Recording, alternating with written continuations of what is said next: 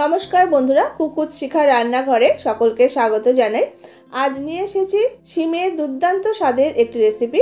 এইভাবে এই শিমের রেসিপিটা রান্না করে গরম ভাত দিয়ে যেমন খেতে ভালো লাগবে, তেমনি রুটি পরোটার সাথে কিন্তু অসাধারণ খেতে লাগবে।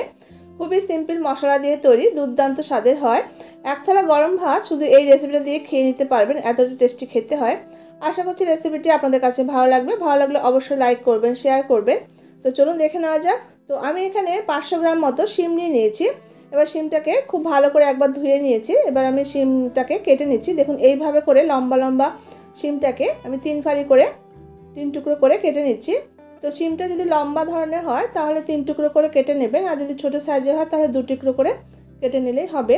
তো দেখুন আমি 3 টুকরো করে সমস্ত শিমটাকে কেটে নিয়ে নিয়েছি।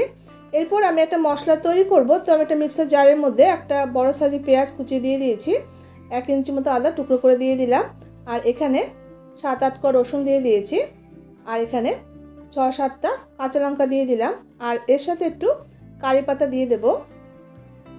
এবার এটাকে একসঙ্গে একটা স্মুথ পেস্ট আমি তৈরি করে রাখবো। এরপর আমি গ্যাসের উপর একটা কড়াই বসিয়ে দিয়েছি, যাতে আমি সরষের তেল দিয়ে তেলটাকে গরম করে নিলাম। এবার গরম তেলের মধ্যে শিমটাকে দিয়ে শিমটাকে একটু প্রথমে ভেজে নেব। রান্না করার আগে শিমটাকে একটু প্রথমে ভেজে নিতে হবে, তাহলে রান্নাটা খেতেও ভালো লাগবে। তো শিমটাকে দিয়ে দেখুন নাড়াচাড়া করে মিনিট 4-5 সময় ধরে আমি ভেজে নিয়েছি। এবার শিমটাকে আমি নামিয়ে নেব। এই শিমের রেসিপিটা বন্ধুরা অবশ্যই একবার ট্রাই করে দেখবেন।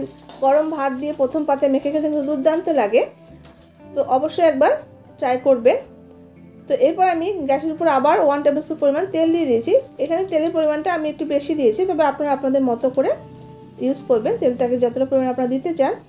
এরপর আমি গরম তেলের মধ্যে 1/2 টিস্পুন জিরে ফোড়ন দিয়ে দিয়েছি। এবার জিরেটা একটু ভাজা ভাজা হয়ে যাওয়ার পর যে মশলা পেস্টটা আমি তৈরি করে রেখেছিলাম, সেই মশলা পেস্টটা তেলের মধ্যে দিয়ে দিয়েছি, আর সামান্য মিক্সি ধোয়া জল এখানে আমি দিয়ে দিলাম। এবার এই মশলাটাকে 2 মিনিট মতো একটু নাড়াচাড়া করে নেব। আর এই মশলাতে যেহেতু কারি পাতা দিয়েছি না, এই কারি পাতার সুন্দর কিন্তু একটা ফ্লেভার, খুব ভালো লাগে কিন্তু এই রেসিপিটা খেতে। 2 মিনিট মতো মশলাটাকে একটু নাড়াচাড়া করে নিয়েছি। এবার গুঁড়ো মশলাগুলো অ্যাড করে দেবো। তো আমি 1/2 টিস্পুন এখানে হলুদের গুঁড়ো দিয়েছি, মানে 1/2 টিস্পুন আমি জিরে গুঁড়ো দিয়েছি, আর 1 টিস্পুন এখানে ধনে গুঁড়ো দিয়ে দিলাম, আর এখানে 1/2 টিস্পুন মতো একটু গরম মশলা গুঁড়ো দিয়েছি, আর টেস্ট হিসাবে লবণটা দিয়ে দিলাম।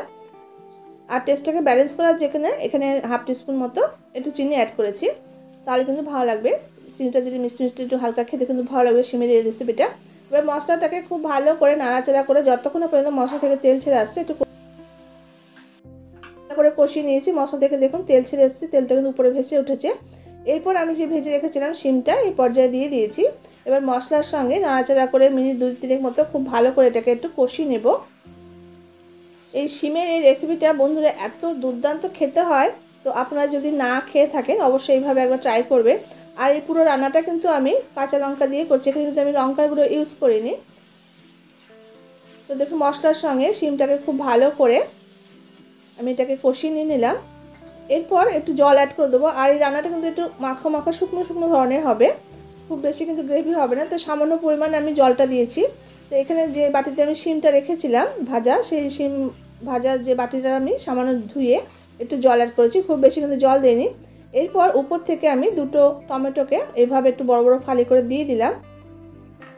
এরপর টমেটোটা দিয়ে একটু নাড়াচাড়া করে শিমের সঙ্গে একটু মিশিয়ে নিচ্ছি। এই পর্যায়ে টমেটোটা দিয়েছি, তাহলে টমেটোটা বেশি গলে যাবে না, অথচ বেশ শক্ত শক্ত থাকবে এই পর্যায়ে, সেই জন্য আমি টমেটোটা অ্যাড করেছি। তো এরপর আমি একটা ঢাকা দিয়ে মিনিট 6-7 মতো লো ফ্লেম করে একটু রান্না করে নিয়েছি। এবার মিনিট 6 পর ঢাকাটা খুলে নিলাম। এরপর আমি নামানোর আগে একটু সামান্য কুচনো ধনেপাতা এখানে দিয়ে দিচ্ছি। ধনেপাতাটা দিয়ে একটু নাড়াচাড়া করে রান্না করে নিয়ে বেশ একটু শুকনো শুকনো ধরনের করে নিয়ে এটাকে নামিয়ে নেব। আর শিমগুলো কিন্তু খুব ভালো করে কিন্তু সেদ্ধ হয়ে গেছে, আর টমেটোগুলো কিন্তু নরম হয়ে গেছে। তো এই পর্যায়ে এবার নামিয়ে নিতে হবে। তো দেখুন বন্ধুরা কতটা সুন্দর দেখতে হয়েছে, খেতেও কিন্তু ভীষণই টেস্টি। তো অবশ্যই এইভাবে একবার ট্রাই করে দেখবেন, আর আপনাদের কাছে কেমন লাগলো তো অবশ্যই কমেন্ট করে জানাবেন। তো রান্নাটা আমার হয়ে গেছে। এবার এটা গরম গরম ভাতের সঙ্গে সার্ভ করার জন্য একদম রেডি। তো দেখুন আমি একটা প্লেটে এটাকে সার্ভ করে নিচ্ছি।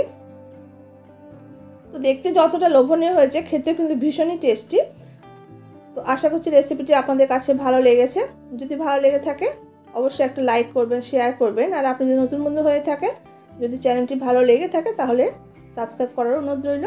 তো দেখা হচ্ছে পরবর্তী রেসিপির সঙ্গে। ততক্ষণের জন্য সবাই খুব ভালো থাকবে, সুস্থ থাকবে। ধন্যবাদ।